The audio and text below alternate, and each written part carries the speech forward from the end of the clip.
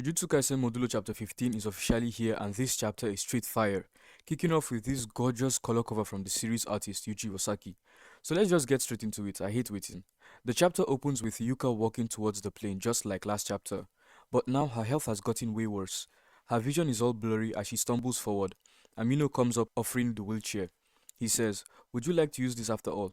She just replies, "Thanks, Mino." Now Yuka is sitting in the wheelchair inside this massive cargo plane, heading straight to the battle with Dabura. Mino is right there on board with her, along with a few unnamed military officers. As she's just sitting there quietly, she thinks to herself, "If I get to be reborn, I'd like to be an older sister next time." Then we dive right into this montage of flashbacks with young Surigi and Yuka. She's narrating over all these memories. "I'd always go easy on you," while showing them sparring, and him winning every time. "I'd always let you have first picks of snacks," with him stuffing his face while they're eating. "I'd make sure to teach you all the cheat codes as they're playing video games together. And finally, every now and then, I'd help you with your homework," when Surigi is struggling hard with his pencil. We cut back to the present and Yuka is smiling, thinking, man, he was a terrible older brother. Mino looks over at her and says, "Yuka." She looks up and calls him Tsurigi. He's confused and goes, "What about him?" From her blurry point of view, it's super clear she thinks Mino is actually Tsurigi. He starts going off. "I thought I told you not to come. I wasn't trying to act tough. I just don't want you to see me like this. You're the type of guy who thinks he's being nice by telling a girl she looks better without makeup.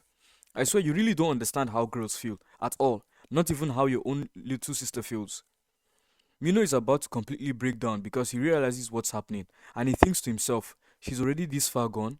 He reaches out and grabs her hands and says, "I'm so sorry, I'm so freaking sorry."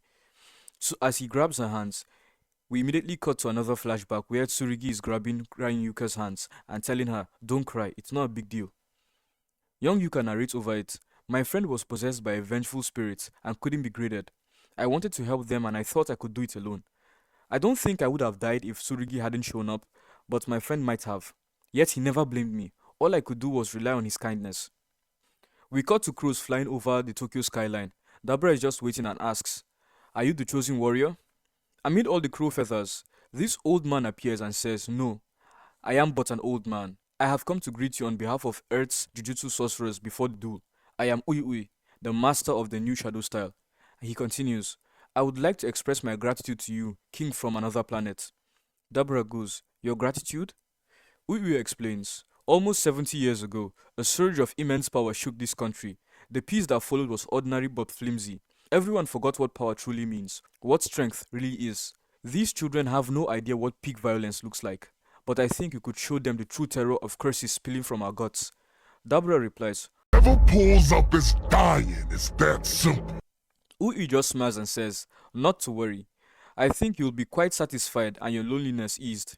And in the background, we see Yuka's plane flying closer. We cut back to the plane, where alarms are blaring and the hangar door opens. Mino is crying as Yuka begins rolling backward in her wheelchair towards the drop, recalling the last childhood flashback with Surigi comforting her. She thinks to herself, "If I get to be reborn, I'd want to be the little sister again." She falls backwards out of the plane, her wheelchair completely shredded by the air pressure. She's in full free fall, striking that iconic Honored One pose like she deserves. No parachute at all. As she closes her eyes, her last thought is, "And I'd want my older brother to be Surigi." And we get this beautiful full panel of Surigi standing there. Dabura senses something big coming. Yuka in mid-free fall starts the chant. "Roses are red, weapons against me won't prosper. With this sacred treasure I summon." Surrounded by all the wolf and frog shikigamis howling at the moon for the ritual. Right before impact, before submerging into shadow, she whispers, "I'm sorry, Dabura." Then she finishes, "The divine street general, Big Raga, the stoppa." and he lands striking a pose, straight up aura farming over Tokyo, while squaring up to Dabura. Dabura doesn't waste a second. He flies up and unloads these massive light beams from his palms. Mahoraga gets impaled from every direction in this insane tower of light rods, with Dabura just aura farming standing on the top. The narrator drops this info. Dabura Kuraba's curse techniques are blank and light. Blank is murderous intent, giving tangible form, a concept impossible for earthlings to describe, passed down through the Disconti tribe. For the first time in history, Mahoraga's adaptation to an extraterrestrial curse technique begins. It seems Mahoraga bites one of the light rods, then his wheel starts spinning, and that's where the chapter ends. Honestly, this is peak fiction. This was honestly a banger of a chapter. Big Raga the Upstopper is back. Yuka has the 10 shadows confirmed. This whole theme was totally freaking insane, man. Gege cooked a 5-star meal this time, especially if this is the halfway point, slotted around 30 chapters and this is 15. The reveal of Big Raga the Upstopper was obviously the most hype part, but guys, the emotional gut punches with Yuka's mistaking Mino for Surigi and flipping from wanting to be the older sister to nah, I'd want to be the little sister again, that's straight up heartbreaking. Quick refreshers, just in case. Yuka has the 10 shadows through Zenin blood from her grandma Maki, who is a Zenin, obviously, and this is an untamed Mahoraga ritual summon, just like Megumi did. She's dying from cancer anyway, so she's straight sacrificing herself to at least take Dabura out. Honestly, insane chapter.